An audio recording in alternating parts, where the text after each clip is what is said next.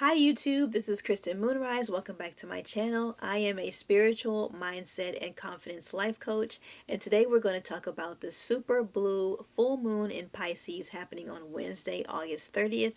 It's a super moon because in the moon's orbit is going to be closer to the earth, making it appear more full, larger, bigger from our perspective. And it's a blue moon because this is the second full moon that we'll have in a calendar month. The first full moon that we had in the month of August was on August 1st, which was the full moon in Aquarius. So I like to use moon astrology to help empower others in their everyday lives and just to help them learn more about themselves. So let's just get right into the traits of Pisces. So these Piscean traits, they'll be listed in the description box also. Um, Pisces is a feminine water and mutable sign. The energies of Pisces is that Pisces is receptive, intuitive, emotional, imaginative, and I've left a few more in the description box for you to check out. The shadow side of Pisces is that it's indecisive, discontented, vague, secretive, easily confused. The parts of the body that Pisces rules over are the feet. You've got two fish, 2 feet. The key word of Pisces is I believe. And so Pisces is the mystical, dreamy, vague, intuitive of all of the signs. All right, so I'm just going to jump on Zoom right quick and share my screen. Here we've got the natal chart for the full super blue moon in Pisces happening on Wednesday, August 30th at 8:36 p.m. Central Daylight Time in Houston, Texas.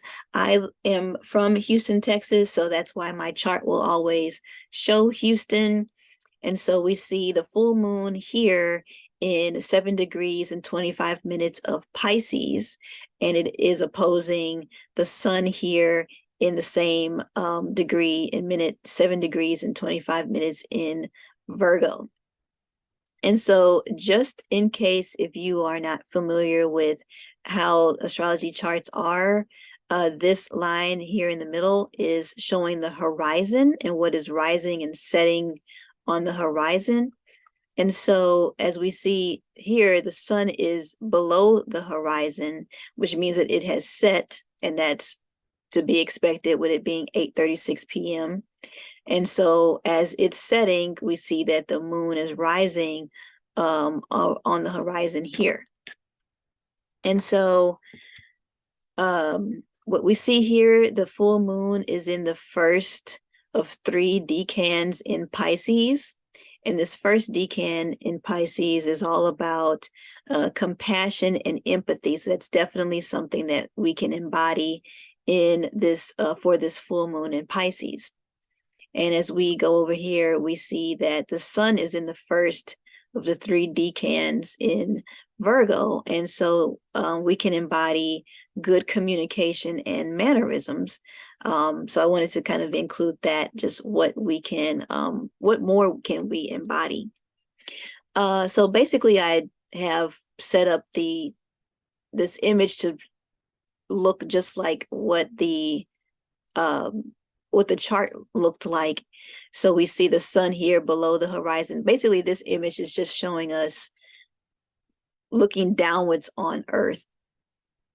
And so this is the sun that has just set in the west, and we see east here that the moon has just risen. And so this is, I like to show visual astrology just to get a perspective of what things will look like. And again, if you're wondering, okay, this looks like the moon is in Aquarius and not quite Pisces. And hey, we're out of Leo season, but it looks quite close to Leo while Virgo is way here. The reason why is that when these constellations were being set and determined about 2,000 years ago, they were quite accurate back then. But over time, there has been slippage. We kind of get out of that. We're traveling through the universe, and so we're kind of getting out of alignment there, but we still absolutely embody these energies. And so that's why things don't quite line up exactly like how they did initially, but we still embody these energies, we still feel these energies, but it just, just if it looks a little bit off, that's why. And so this is just another view of the horizon on Earth instead of looking at Earth, where the moon, in relation to the constellations and other stars, where it'll be when it's rising in Houston at that 8:36 p.m. time slot. I am just going to breeze through these oracle cards. Because it is a full moon, we should surrender to the divine. Because it is a super moon, emotions are running high. Because it is a full moon in Pisces, we should balance spirituality and practicality. Because it is a mutable sign, nothing is yet set in stone. And because it is a blue moon, we should absolutely believe in the impossible. So I'm just going to read out the notes that I just jotted down, really in no real order. But again, full moons are about releasing emotions. And so this message is really for two groups of people that need balance. That'll be the spiritual people and then the non-spiritual people, roughly speaking. So for the spiritual folks, so this is really a time to really get in touch with the best way that you manifest, and don't try too hard to follow others and what they're doing, but to dabble a bit and just really just test it out. So learning how you personally manifest is part of your spiritual science toolkit. So the first step is really just deciding on what it is that you want to manifest, regardless of whatever method that you use. So don't be overly dependent on spirituality, as you still have to live your life here practically on this physical plane. And so I just give like a little bit of an example. I'm a Leo sun, so I just recently had a birthday. And so for my birthday, one thing that I did was have an astrological consultation. And so I asked the astrologer a question, and he gave me an answer about when something was going to manifest for me in life. And I did not like the answer that he gave. It wasn't about him, it was really, that was what the universe was saying. So I did not like what the answer was that came from the universe. I felt that that was just way too long for something that I wanted, want pretty soon. So I know that although that is what the answer was, I know that I can still make that happen in the time frame that I wanted, because if it's going to take too long, that must mean that I really don't want it anyway. So if I really want something, I can make that happen now. So sometimes the universe is just waiting for you to make the first move and act. And sometimes all that first move and that first act is really just an energetic shift within you. And so remember that you are co-creating and not a follower or a victim of spirituality. And nothing is yet set in stone, meaning that you still have autonomy in your life.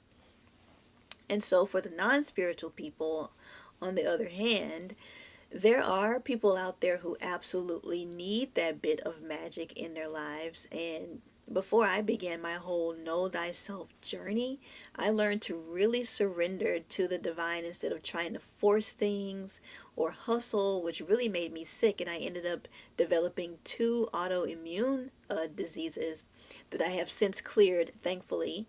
But all of that hustling and trying to do it on my own and trying to prove this, that, and the other really made me weak.